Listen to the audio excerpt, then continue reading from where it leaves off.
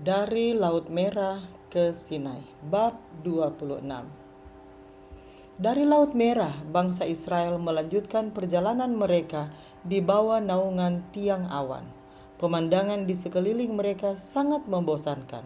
Tandus, bukit-bukit yang kelihatannya sunyi senyap, padang yang gersang, dan laut membentang luas. Pantainya dipenuhi oleh mayat musuh mereka, tetapi mereka dipenuhi oleh kesukaan atas kesadaran bahwa sekarang mereka adalah bangsa yang merdeka, dan setiap pemikiran tentang rasa tidak puas dilenyapkan. Tetapi 3 hari lamanya apabila mereka berjalan, mereka tidak menemukan air. Persediaan yang mereka bawa telah habis. Tidak ada sesuatu yang dapat melenyapkan rasa haus mereka apabila mereka dengan letih lesu berjalan perlahan-lahan di atas padang yang ditimpa teriknya sinar matahari. Musa yang mengetahui seluk-beluk daerah ini mengetahui sesuatu yang tidak diketahui oleh orang lain, bahwa di Mara, pos yang terdekat tempat terdapatnya mata air, airnya tidak baik untuk digunakan. Dengan rasa cemas yang dalam ia mengamat-amati awan yang memimpin mereka itu. Dengan hati yang susah ia mendengar teriakan yang penuh kegembiraan. Air, air! Menggema di antara orang banyak itu. Laki-laki dan perempuan, anak-anak dengan gembira dan dengan cepat berkumpul di sekeliling mata air itu. Tetapi saat itu juga terdengar teriakan kekecewaan dari antara orang banyak itu. Airnya terasa pahit. Dengan rasa marah dan kecewa mereka bersungut kepada Musa karena telah memimpin mereka ke jalan itu. Mereka tidak ingat bahwa kehadiran ilahi di dalam awan misterius itu telah memimpin dia juga sebagaimana memimpin mereka. Dengan rasa susah oleh karena kemarahan mereka, Musa telah melakukan sesuatu yang mereka lupa lakukan. Ia berseru dengan sungguh-sungguh kepada Allah meminta pertolongan. Tuhan menunjukkan kepadanya sepotong kayu. Musa melemparkan kayu itu ke dalam air, lalu air itu menjadi manis. Di tempat ini satu janji telah diberikan kepada Israel melalui Musa. Jika kamu sungguh-sungguh mendengarkan suara Tuhan Allahmu dan melakukan apa yang benar di matanya dan memasang telingamu kepada perintah-perintahnya, maka aku tidak akan menimpakan kepadamu penyakit manapun yang telah kutimpakan kepada orang Mesir. Sebab aku Tuhanlah yang menyembuhkan engkau. Dari Mara mereka berangkat menuju ke Elim, di tempat mana mereka telah menemukan 12 mata air dan 20 pohon dan 70 pohon korma. Di tempat ini mereka tinggal beberapa hari sebelum memasuki padang belantara Sin. Setelah 1 bulan meninggalkan Mesir, mereka mendirikan kemah-kemah mereka di padang belantara. Persediaan makanan mereka kini sudah mulai menipis. Rumput sukar sekali dicari di padang belantara dan kawanan domba mereka mulai berkurang. Bagaimana makanan bisa disediakan bagi orang yang sangat banyak itu? Kebimbangan memenuhi hati mereka dan kembali mereka pun bersungut-sungut. Sekalipun pemimpin-pemimpin dan tua-tua daripada orang banyak itu ikut serta dalam persungutan terhadap pemimpin yang telah diangkat oleh Allah itu.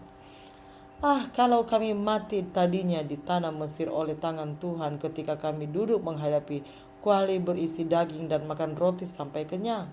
Sebab kamu membawa kami keluar ke padang gurun ini untuk membunuh seluruh jemaah ini dengan kelaparan. Sebenarnya mereka belum menderita karena kelaparan. Kebutuhan mereka saat itu masih dipenuhi, tetapi mereka takut akan hari depan. Mereka tidak dapat mengerti bagaimana orang banyak ini bisa hidup di dalam perjalanan mereka melalui padang belantara, dan di dalam angan-angan mereka membayangkan anak-anak mereka kelaparan. Tuhan membiarkan kesulitan-kesulitan mengelilingi mereka, dan persediaan makanan mereka itu dibiarkan berkurang agar hati mereka berpaling kepada Dia yang sampai kepada saat itu telah menjadi pembebas mereka. Jikalau di dalam kekurangan mereka telah berseru kepada Dia, maka Ia masih mau memberikan kepada mereka tanda-tanda yang nyata akan kasih serta penjagaannya. Ia telah berjanji bahwa jikalau mereka mau menurut hukum-hukumnya, maka tidak akan ada penyakit menimpa kepada mereka. dan adalah sikap tidak mau percaya yang penuh dosa itu yang menyebabkan mereka membayang-bayangkan bahwa mereka atau anak-anak mereka akan mati kelaparan. Allah telah berjanji akan menjadi Allah mereka, membawa mereka kepada dirinya sebagai satu umat dan memimpin mereka kepada satu negeri yang luas dan subur. Tetapi mereka mudah putus asa setiap kali rintangan menghambat di dalam perjalanan mereka ke negeri itu. Di dalam satu keadaan yang ajaib, ia telah membawa mereka keluar dari perbudakan mereka di Mesir, agar ia dapat meninggikan dan membuat mereka agung serta terpuji di dalam dunia ini. Tetapi perlu bagi mereka untuk menemui kesulitan-kesulitan dan menahan penderitaan. Allah sedang membawa mereka dari satu keadaan yang sudah merosot dan melayakkan mereka untuk menduduki satu tempat yang terhormat di antara bangsa-bangsa dan menerima kepercayaan yang penting dan suci. Kalau saja mereka mempunyai iman di dalam Dia dengan mengingat segala sesuatu yang telah diperbuatnya bagi mereka, maka dengan sukacita mereka akan menanggung segala kesulitan, halangan bahkan penderitaan. Tetapi mereka tidak mau berharap kepada Tuhan lebih jauh daripada apa yang mereka dapat saksikan sebagai bukti yang tetap dari kuasa-Nya. Mereka telah melupakan pengalaman perbudakan yang getir di Mesir. Mereka telah melupakan kebaikan serta kuasa Allah yang telah dinyatakan bagi mereka di dalam kelepasan mereka dari perbudakan. Mereka telah melupakan bagaimana anak-anak mereka telah dipelihara pada waktu malaikat pembinasa itu membunuh semua anak sulung di negeri Mesir. Mereka telah melupakan pertunjukan kuasa ilahi yang hebat di Laut Merah. Mereka telah melupakan bahwa sementara mereka menyeberangi dengan selamat jalan yang telah terbuka bagi mereka itu, bala tentara musuh yang berusaha untuk mengejar mereka telah dihancurkan oleh air laut itu. Mereka hanya melihat dan merasakan ujian-ujian serta kesulitan-kesulitan mereka sekarang ini, dan gantinya berkata, Allah telah berbuat perkara-perkara yang besar bagi kita, di mana dulunya kita adalah budak-budak, sekarang Ia menjadikan kita satu bangsa yang besar. Mereka telah membicarakan tentang kesulitan-kesulitan di sepanjang jalan dan bertanya-tanya kapan masa pengembaraan mereka itu akan berakhir. Sejarah kehidupan bangsa Israel di padang belantara itu telah dicatat untuk menjadi manfaat bagi Israel milik Allah sampai kesudahan zaman. Catatan tentang perlakuan Allah terhadap pengembara-pengembara di padang pasir itu di dalam segala perjalanan hilir mudik mereka, di dalam menghadapi pengalaman kelaparan, dahaga, dan kelelahan, dan di dalam pernyataan yang nyata tentang kuasa-Nya untuk meringankan beban mereka, dipenuhi oleh amaran dan petunjuk bagi umat-Nya di segala zaman. Pengalaman orang Israel yang beraneka ragam itu adalah satu sekolah persiapan untuk memasuki rumah yang telah dijanjikan bagi mereka di Kanaan. Allah menghendaki agar umat-Nya pada zaman sekarang ini dengan rendah hati dan sikap yang mau diajar merenung-renungkan kembali akan segala ujian yang telah dilalui oleh Israel kuno itu, agar mereka memperoleh pelajaran untuk menyediakan diri bagi Kanaan semawi itu. Banyak orang yang menoleh kembali kepada bangsa Israel dan merasa heran terhadap sikap mereka yang tidak mau percaya dan bersungut-sungut, sambil merasa bahwa mereka sendiri tidak akan memanjakan sikap tidak tahu berterima kasih seperti itu. Tetapi bila mana iman mereka ini diuji, sekalipun oleh cobaan yang kecil saja, mereka tidak menunjukkan iman atau kesabaran sebagaimana halnya orang Israel dahulu. Bila mana dituntun kepada jalan yang sempit, mereka bersungut-sungut terhadap proses yang telah dipilih Allah untuk menyucikan mereka. Walaupun keperluan mereka yang sekarang ini dipenuhi, banyak orang yang merasa enggan berharap kepada Allah untuk hari depannya. Dan mereka terus-menerus merasa cemas, jangan-jangan kemelaratan akan menimpa mereka dan anak-anak mereka akan dibiarkan menderita. Beberapa orang selalu mengharap-harapkan hal-hal yang tidak baik atau membesar-besarkan kesulitan yang ada sehingga mata mereka dibutakan terhadap berkat-berkat yang limpah untuk mana seharusnya mereka bersyukur. Halangan-halangan yang mereka hadapi gantinya menuntun mereka untuk mencari pertolongan dari Allah. sebagai satu-satunya sumber kekuatan telah memisahkan mereka dari Dia, oleh sebab mereka telah membangkitkan di dalam diri mereka kegelisahan dan rasa tidak puas. Apakah kita juga bersikap tidak mau percaya seperti itu? Mengapa kita harus bersikap tidak tahu berterima kasih dan tidak mau berharap? Yesus adalah sahabat kita. Segenap surga menaruh perhatian untuk kesejahteraan kita, dan kecemasan serta ketakutan yang ada dalam diri kita mendukakan Roh Kudus Allah. Janganlah kita memanjakan kecemasan yang hanya akan mengganggu serta merusak diri kita, tetapi tidak menolong kita untuk menahan ujian-ujian itu. Jangan berikan tempat di dalam diri kita kepada sikap tidak berharap kepada Allah. Sikap ini akan menuntun kita untuk menjadikan persiapan menghadapi kebutuhan masa depan sebagai sesuatu yang terutama di dalam hidup kita, seolah-olah kebahagiaan kita itu terdiri dari perkara-perkara duniawi. Bukanlah kehendak Allah agar umatnya itu dibebani oleh urusan-urusan hidup. Tetapi Tuhan tidak pernah mengatakan kepada kita bahwa tidak akan ada bahaya di jalan kita. Ia tidak bermaksud untuk mengambil umatnya keluar dari dunia yang jahat dan berdosa ini, tetapi Ia menunjukkan kepada kita satu perlindungan yang tidak pernah gagal. Ia mengundang orang-orang yang dalam kesusahan dan menanggung berat. Marilah kepadaku, semua yang letih, lesu, dan berbeban berat. Aku akan memberi kelegaan kepadamu. Matius 11 ayat 28. Lepaskanlah beban kecemasan serta urusan-urusan duniawi yang engkau sendiri telah kenakan pada lehermu, dan pikulah kuk yang kupasang, dan belajarlah kepadaku, karena aku lemah lembut dan rendah hati, dan jiwamu akan mendapat ketenangan. Ayat 29. Kita akan mendapat sentosa dan damai dalam Allah bila mana kita menyerahkan beban kita kepadanya, karena Ia mau memelihara kita. 1 Petrus 5 ayat 7. Kata Rasul Paulus, waspadalah hai saudara-saudara, supaya di antara kamu jangan terdapat seorang yang hatinya jahat dan yang tidak percaya oleh karena ia murtad dari Allah yang hidup. Ibrani 3 ayat 12. Dengan menyadari segala sesuatu yang telah diperbuat Allah bagi kita, iman kita harus menjadi kuat, giat, dan bisa bertahan. Gantinya bersungut-sungut, bahasa jiwa kita seharusnya, pujilah Tuhan, hai jiwaku. Pujilah namanya yang kudus, hai segenap batinku. Pujilah Tuhan, hai jiwaku, dan janganlah lupakan segala kebaikannya. Mazmur 103 ayat 1 dan 2. Allah tidak melupakan kebutuhan-kebutuhan orang Israel. Ia berkata kepada pemimpin mereka, sesungguhnya aku akan menurunkan dari langit hujan roti bagimu.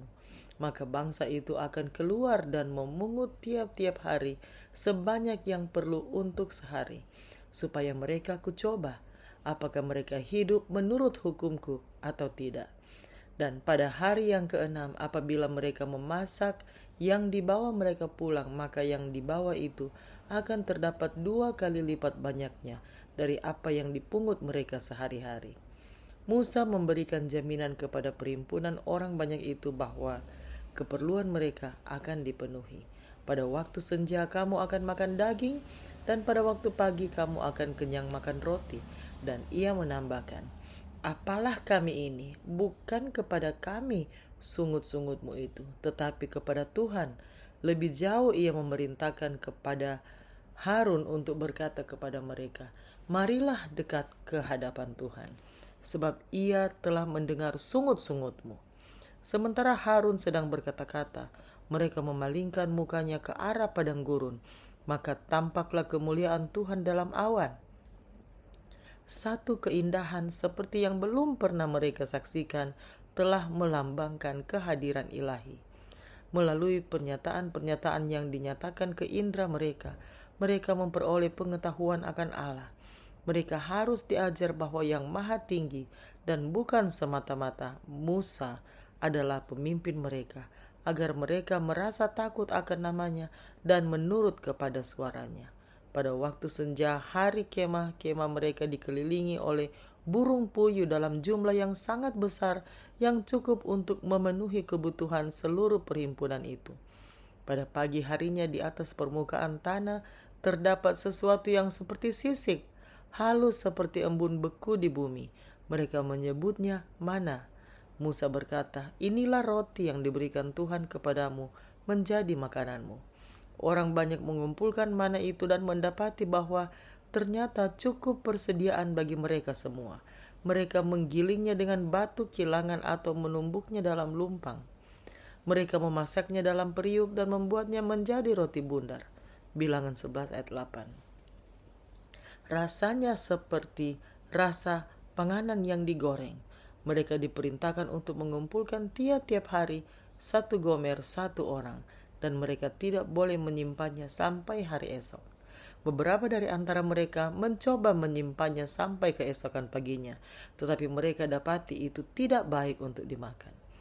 Persediaan untuk 1 hari harus dikumpulkan waktu pagi, karena semua yang tinggal di tanah akan meleleh oleh sinar matahari.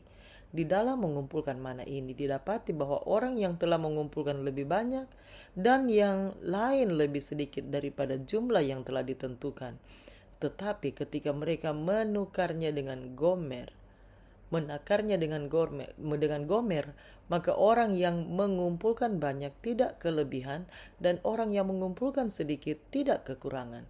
Keterangan dari ayat ini dan juga pelajaran yang praktis daripadanya diberikan oleh Rasul Paulus di dalam suratnya yang kedua kepada orang-orang di Korintus. Ia berkata, sebab kamu dibebani bukanlah supaya orang lain mendapat keringanan, tetapi supaya ada keseimbangan. Maka hendaklah sekarang ini kelebihan kamu mencukupkan kekurangan mereka, agar kelebihan mereka kemudian mencukupkan kekurangan kamu, supaya ada keseimbangan. Seperti ada tertulis, orang yang mengumpulkan banyak tidak kelebihan, dan orang yang mengumpulkan sedikit tidak kekurangan. 2 Korintus 8 ayat 13-15.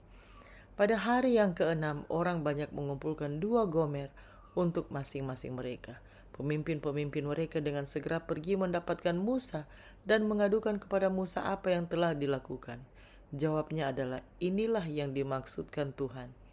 Besok adalah hari perhentian penuh, Sabat yang kudus bagi Tuhan, maka roti yang perlu kamu bakar, bakarlah, dan apa yang perlu kamu masak, masaklah, dan segala kelebihannya biarkanlah di tempatnya untuk disimpan sampai pagi. Mereka telah melakukan demikian dan mereka dapati bahwa mana itu tidak berubah. Selanjutnya kata Musa, makanlah itu pada hari ini, sebab hari ini adalah Sabat untuk Tuhan. Pada hari ini tidaklah kamu mendapatnya di padang. 6 hari lamanya kamu memungutnya, tetapi pada hari yang ke-7 ada Sabat, maka roti itu tidak ada pada hari itu. Tuhan menuntut agar harinya yang suci itu dipelihara sama kudusnya seperti pada zaman Israel dahulu. Perintah yang diberikan kepada orang Israel itu harus dianggap oleh semua orang Kristen sebagai satu perintah dari Allah kepada mereka. Hari sebelum Sabat harus menjadi sebagai satu hari persediaan agar segala sesuatu dapat dipersiapkan untuk jam-jam yang suci itu. Bagaimanapun juga, janganlah urusan kita dibiarkan mengambil waktu yang suci itu. Allah telah memerintahkan agar orang sakit dan yang menderita dirawat. Pekerjaan yang dituntut untuk meringankan beban mereka adalah satu pekerjaan rahmat dan bukan merupakan pelanggaran terhadap Sabat, tetapi segala pekerjaan yang tidak perlu harus dihindarkan. Banyak orang dengan lalainya telah menunda sampai kepada permulaan hari Sabat perkara-perkara kecil yang sebenarnya bisa diselesaikan pada hari persediaan. Hal seperti ini janganlah terjadi.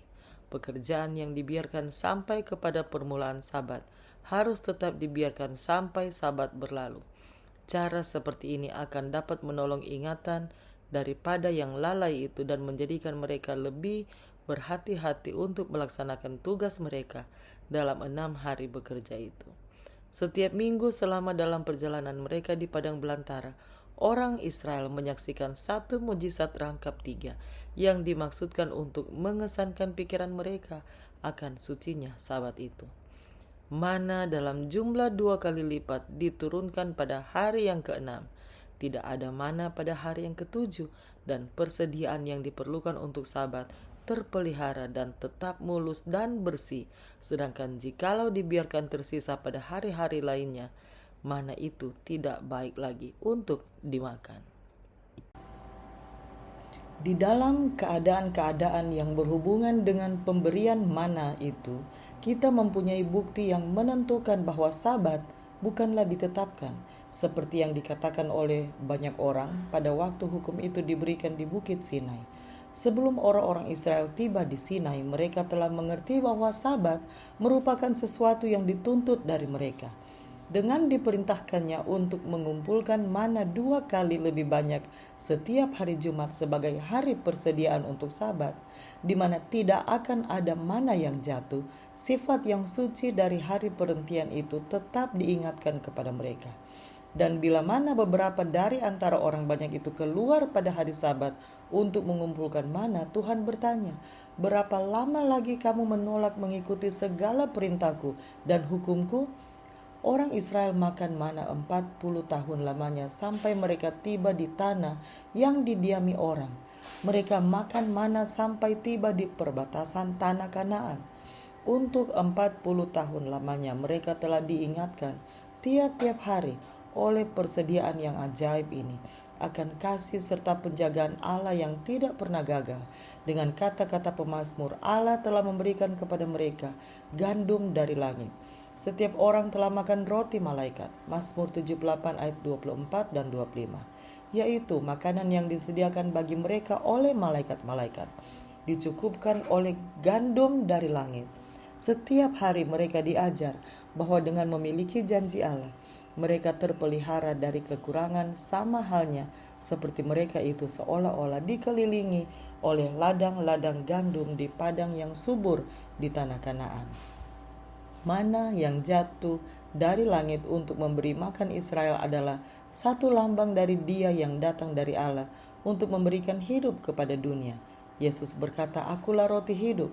Nenek moyangmu telah makan mana di padang gurun dan mereka telah mati. Inilah roti yang turun dari surga.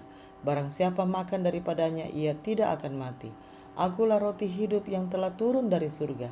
Jikalau seorang makan dari roti ini, ia akan hidup selama-lamanya. Dan roti yang kuberikan itu ialah dagingku yang akan kuberikan untuk hidup dunia." Yohanes 6 ayat 48-51. Dan di antara janji-janji berkat bagi umat Allah untuk kehidupan yang akan datang telah tersurat, "Barang siapa menang, kepadanya akan kuberikan dari mana yang tersembunyi." Wahyu 2 ayat 17. Setelah meninggalkan padang belantara Sin, orang Israel mendirikan kemahnya di Rafidim. Di tempat ini tidak ada air, dan kembali mereka tidak percaya akan pimpinan Allah. Di dalam kebutaan mereka dan dengan sembrono mereka datang kepada Musa dengan satu tuntutan, "Berikanlah air kepada kami, supaya kami dapat minum." Tetapi ia tidak kehilangan sabar. "Mengapakah kamu bertengkar dengan aku?" katanya. "Mengapakah engkau mencobai Tuhan?" Dengan marah mereka berteriak, "Mengapa pula engkau memimpin kami keluar dari Mesir untuk membunuh kami, anak-anak kami, dan ternak kami dengan kehausan?" Pada waktu mereka diberi makanan dengan berkelimpahan, dengan rasa malu mereka mengingat kembali akan sikap mereka yang tidak percaya dan persungutan mereka, dan berjanji akan berharap kepada Tuhan di masa mendatang. Tetapi dengan segera mereka melupakan janji mereka itu dan gagal dalam menghadapi ujian yang pertama terhadap iman mereka itu. Tiang awan yang memimpin mereka seolah-olah menutupi satu misteri yang menakutkan. "Dan Musa, siapakah dia?" tanya mereka. "Dan apakah yang menjadi tujuannya dengan membawa mereka itu keluar dari Mesir?" Kecurigaan dan tidak percaya memenuhi hati mereka, dan dengan berani menuduh bahwa ia bermaksud akan membunuh mereka dan anak-anak mereka oleh kesulitan serta penderitaan agar ia dapat memperkaya dirinya dengan harta milik mereka. Di dalam kegaduhan serta amarah mereka hampir-hampir melempari Musa dengan batu. Dengan rasa susah Musa berseru kepada Tuhan, "Apakah yang akan kulakukan kepada bangsa ini?" Ia diperintahkan untuk membawa pemimpin-pemimpin bangsa Israel itu dan juga tongkat, oleh mana ia telah mengadakan keajaiban-keajaiban di Mesir dan pergi kepada orang banyak. Dan Tuhan berkata kepadanya, "Aku akan berdiri di sana di depanmu di atas gunung batu di Horeb. Haruslah kau pukul gunung batu itu dan dari dalamnya akan keluar air sehingga bangsa itu dapat minum."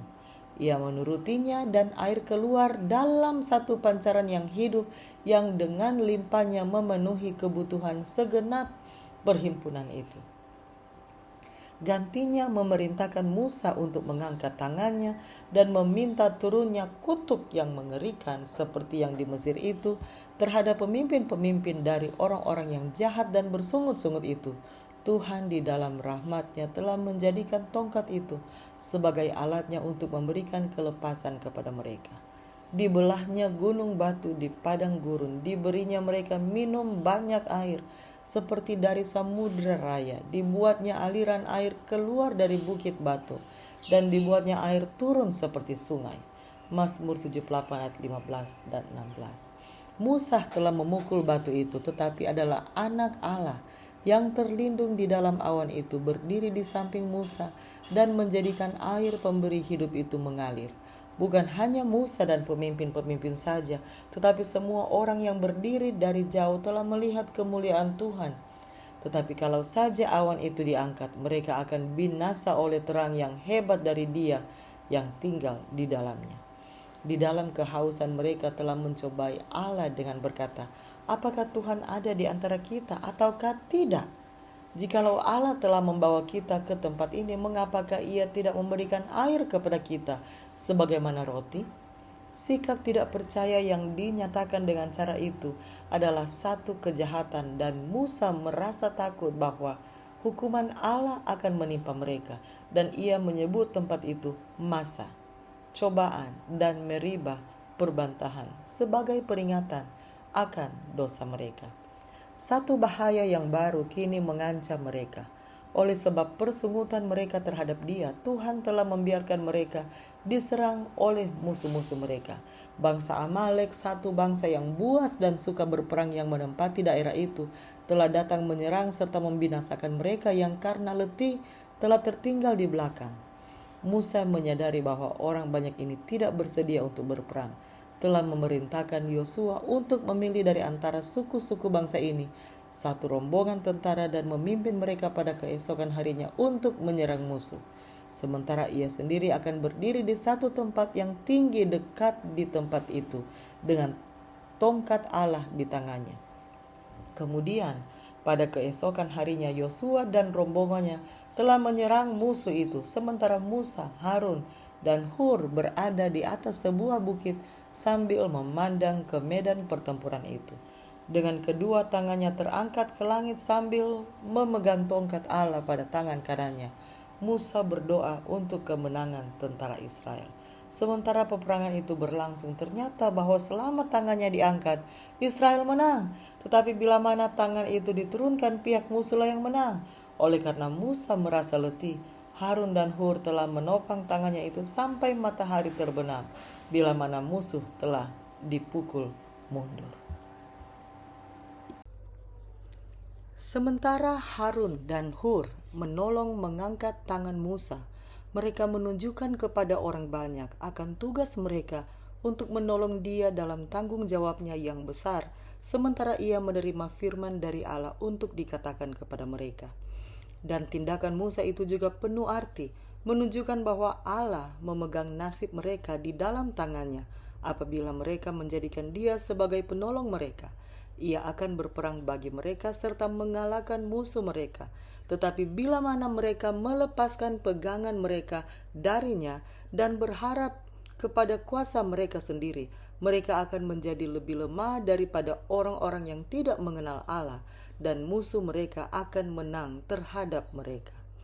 Sebagaimana orang Israel itu menang bila mana Musa mengangkat tangannya ke atas dan memohon dalam doa bagi mereka, demikian pula Israel, Allah akan menang apabila dengan iman mereka berpegang kepada kekuatan penolong mereka yang berkuasa itu. Namun demikian, kekuatan ilahi harus digabungkan dengan usaha manusia. Musa tidak percaya bahwa Allah akan mengalahkan musuh mereka sementara Israel tinggal diam. Sementara pemimpin besar itu berdoa kepada Tuhan, Yosua dan pengikut-pengikutnya yang berani mengerahkan segenap usahanya untuk menyerang musuh Israel dan musuh Allah. Sesudah dikalahkannya orang Amalek itu, Tuhan memerintahkan Musa, tuliskanlah semuanya ini dalam sebuah kitab sebagai tanda peringatan, dan ingatkanlah ke telinga Yosua bahwa aku akan menghapuskan sama sekali ingatan kepada Amalek dari kolong langit. Sesaat sebelum kematiannya, pemimpin besar itu telah menyampaikan kepada bangsanya satu amanat yang hikmat. Ingatlah apa yang dilakukan orang Amalek kepadamu pada waktu perjalananmu keluar dari Mesir, bahwa engkau didatangi mereka di jalan dan semua orang lemah pada barisan belakangmu dihantam mereka, sedang engkau lelah dan lesu. Mereka tidak takut akan Allah. Maka apabila Tuhan Allahmu sudah mengaruniakan keamanan kepadamu daripada segala musuhmu di sekeliling, di negeri yang diberikan Tuhan Allahmu kepadamu untuk dimiliki sebagai milik pusaka, maka haruslah engkau menghapuskan ingatan kepada Amalek dari kolong langit. Janganlah lupa. Ulangan 25 ayat 17 sampai 19. Sehubungan dengan bangsa yang jahat ini, Tuhan berkata, tangan di atas panji-panji Tuhan. Tuhan berperang melawan Amalek turun-temurun. Keluaran 17 ayat 16. Bangsa Amalek bukannya tidak mengetahui tentang sifat Allah atau sifat dari pemerintahan Allah, tetapi gantinya mereka takut di hadapannya. Mereka telah menetapkan dalam diri mereka untuk menentang kuasanya. Keajaiban-keajaiban yang telah diadakan oleh Musa di hadapan orang Mesir telah dijadikan bahan ejekan oleh orang Amalek, dan kegentaran bangsa-bangsa di sekitarnya telah dicemoohkannya. Mereka telah mengambil sumpah di hadapan dewa-dewa mereka bahwa mereka akan membinasakan orang Ibrani agar jangan seorang pun terlepas, dan mereka membanggakan bahwa Allah orang Israel tidak akan berdaya untuk melawan mereka. Mereka tidak pernah disakiti atau diancam oleh orang Israel. Serangan mereka itu sama sekali tidak beralasan. Mereka berusaha menghancurkan umat Allah untuk menyatakan kebencian dan perlawanan mereka terhadap Allah. Sudah lama bangsa Amalek ini merupakan orang-orang berdosa yang sombong dan takabur, dan kejahatan mereka telah naik kepada Tuhan untuk mendapat pembalasan. Tetapi rahmat-Nya masih tetap memanggil mereka untuk bertobat. Tetapi apabila orang Amalek itu menyerang bangsa Israel yang letih dan tidak bersenjata itu, mereka telah memeteraikan kebinasaan bangsa mereka. Perlindungan Allah menaungi anak-anaknya yang paling lemah. Tidak ada satu tindakan yang kejam atau yang menindas mereka yang tidak dicatat oleh surga. Di atas semua orang yang takut dan cinta kepadanya, tangannya melindungi sebagai perisai. Biarlah manusia berhati-hati agar jangan mereka memukul tangan itu, karena itu memegang pedang keadilan. Tidak jauh dari tempat di mana Israel sekarang sedang mendirikan kemahnya, terdapat rumah Yitro, mertua Musa. Yitro telah mendengar tentang kelepasan orang Israel, dan sekarang ia berangkat untuk mengunjungi mereka serta menyerahkan kembali kepada Musa, istrinya, dan kedua anak laki-lakinya. Pemimpin besar itu diberitahu oleh pesuruh-pesuruh tentang kedatangan mereka, dan ia pergi menyambut mereka dengan penuh kegembiraan, dan sesudah saling memberi salam, mereka pun dibawa ke kemahnya. Ia telah mengirim kembali keluarganya pada waktu dalam perjalanan untuk memimpin Israel keluar dari Mesir yang penuh bahaya itu. Tetapi kini kembali ia dapat menikmati penghiburan serta kegembiraan dengan adanya mereka itu. Kepada Yitro, ia telah menceritakan kembali perbuatan Allah yang ajaib terhadap Israel, dan Yitro pun merasa gembira dan memuji Allah, dan bersama-sama dengan Musa dan pemimpin-pemimpin Israel ia menggabungkan diri untuk mempersembahkan korban dan mengadakan satu upacara pesta yang hikmat untuk memperingati rahmat Allah. Sementara Yitro tinggal di tenda-tenda itu, ia melihat bagaimana beratnya beban yang ada di pundak Musa untuk mempertahankan tata tertib dan disiplin di antara orang banyak yang jumlahnya besar. Yang bodoh dan tidak terlatih itu sungguh merupakan satu tugas yang berat. Musa adalah pemimpin dan pemerintah yang mereka akui, dan bukan saja kepentingan umum dan tugas daripada orang banyak itu, tetapi segala persengketaan yang timbul di antara mereka juga dihadapkan kepada Musa. Ia telah membiarkan hal ini karena itu memberikan kepadanya satu kesempatan untuk memberi petunjuk kepada mereka sebagaimana yang dikatakannya, aku memberitahukan kepada mereka ketetapan-ketetapan dan keputusan-keputusan Allah. Tetapi Yitro menentang hal ini dengan berkata, pekerjaan ini terlalu berat bagimu. Takkan sanggup engkau melakukannya seorang diri saja.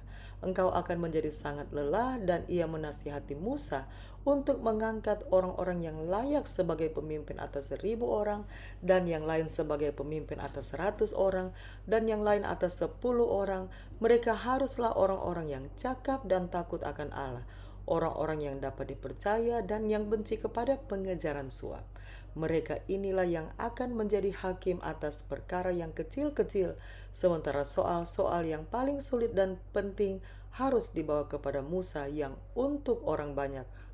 Harus, kata Yitro, kau hadapkanlah perkara-perkara mereka kepada Allah.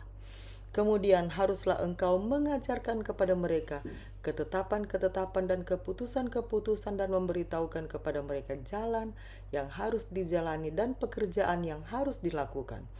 Nasihat ini diterima dan ini bukan hanya memberikan keringanan kepada Musa, tetapi telah menyerahkan terciptanya satu tata tertib yang lebih sempurna di antara bangsa itu.